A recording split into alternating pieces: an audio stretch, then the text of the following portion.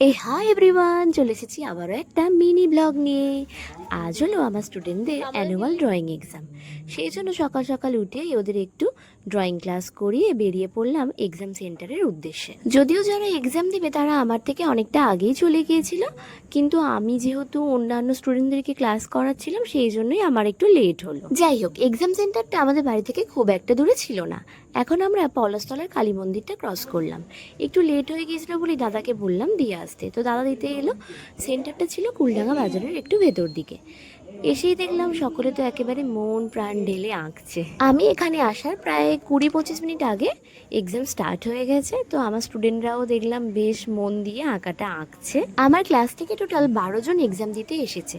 তার মধ্যে রয়েছে Madhya, Purna, first year second ইয়ারের স্টুডেন্ট। সেকেন্ড ইয়ারে মূলত জল রং ছিল, বাকি সবাই অয়েল পেস্টেলই করেছে। তারই মধ্যে ওর আবার নাচের পরীক্ষারও ছিল, তো সেটা দিয়ে এসে ও এখন আবার আঁকার পরীক্ষা দিচ্ছে। যাই হোক, এদিকে দুজনের তো মোটামুটি আঁকা কমপ্লিট হয়ে গেছে। এখন ওরা সিট জমা দেওয়ার জন্য ওয়েট করছে। বর্তমানে একজন ড্রয়িং টিচার হয়ে বুঝতে পারি স্টুডেন্টদের এক্সাম মানে টিচারদেরও এক্সাম।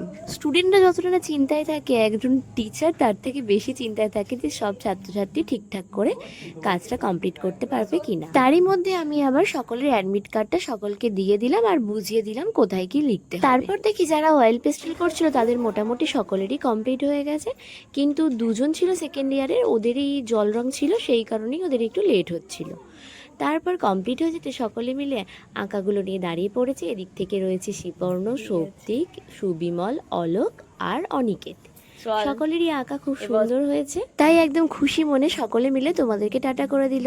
চলো টাটা।